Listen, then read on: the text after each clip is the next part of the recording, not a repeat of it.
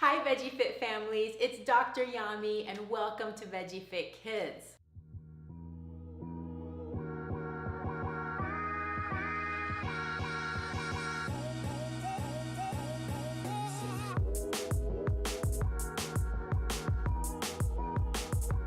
I have a little story to tell you. The other day I was at Costco, which is one of my favorite places ever. And usually when I'm at Costco, 9 out of 10 times, I'll get a comment about my shopping cart. Something like, wow, that looks really healthy, or wow, you must eat really healthy. Well, this past week when I was there, the person that was checking me out made a comment and he said, you must eat really healthy. And I said, yeah, I like to eat healthy foods. And then he kind of looked at my food longingly and he said, are you vegetarian?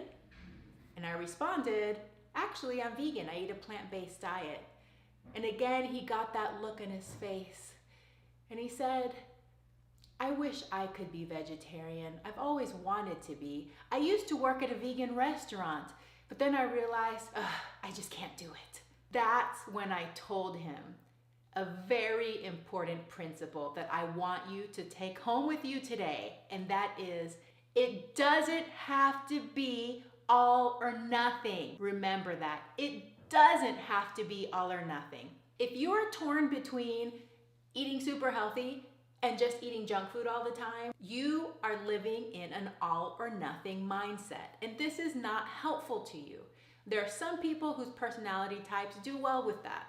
I'm an all or nothing person. I eat 100% plant-based diet.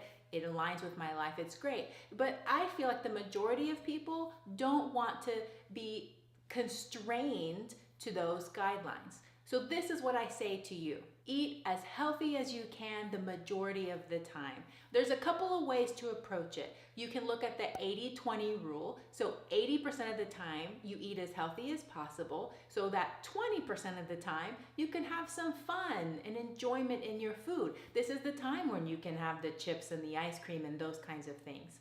Another way to approach it is to try to eat a whole foods plant-based diet at least 75% of the time. What would that look like in your week?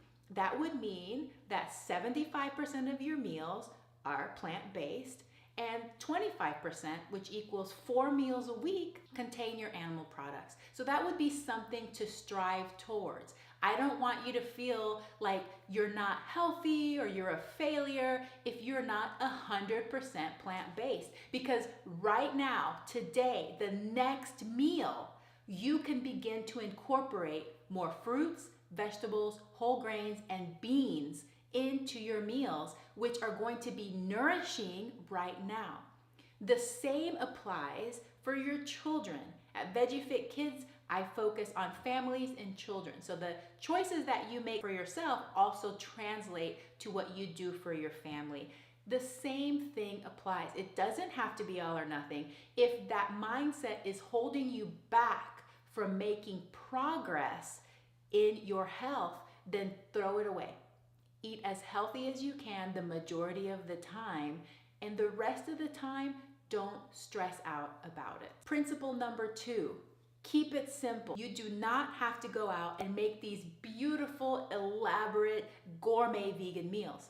It can be fun. I love cooking. I enjoy making those beautiful meals, but that's not how I cook most of the time. Most of the time, I keep it simple. Think of the power plate.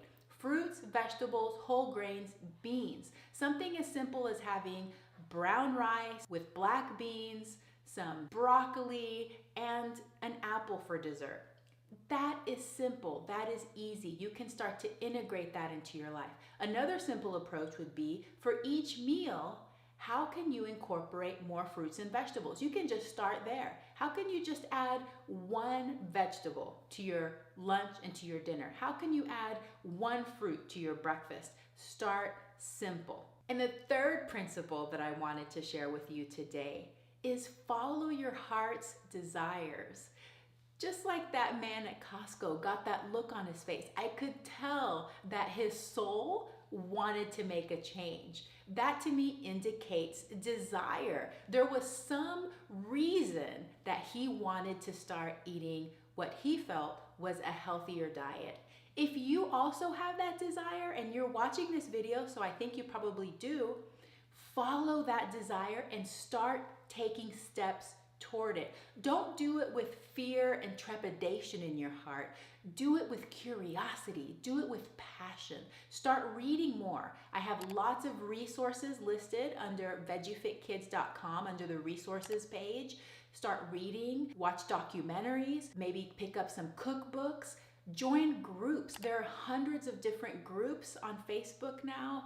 Follow some inspirational people on Instagram. Whatever you can, start leading this lifestyle so that it feels more comfortable to you and you can kind of test it out without having to say, this is how I'm going to eat for the rest of my life. And the final thing I'm going to say about mindset is if somebody told me at some point in my life that I could never have a donut again for the rest of my life, guess what I'm going to be obsessing about? Donuts. I've told you guys before and I'll tell you again, I love donuts. Do I eat donuts every day? No. These days I rarely eat donuts, but I refuse to tell myself that I will never have a donut again. You do not have to tell yourself that about any food. But I do want you to start thinking about and being mindful about how you can incorporate more whole plant foods into your diet, and it does not have to be all or nothing. I hope that this was a helpful message for today, and I know you can do it. If you're thinking, can I do this? Yes, you can. You can do it starting today, starting your next meal. Just add some more fruits and vegetables. I am really proud of you. Hang in there, and please message me if you have any questions, or you can email me, veggiedoctor@veggiefitkids.com. If you like this video, please give me a like, please share it, comment below, and I will catch you in the next video. Have a very plantastic day. So tell me, what characteristics does your dream patient have? My dream patient is somebody who understands what their illness is, who has an understanding of why they are coming to see me, and is motivated to make changes, is motivated to eat well and to exercise, knows what medications they're on, and asks questions.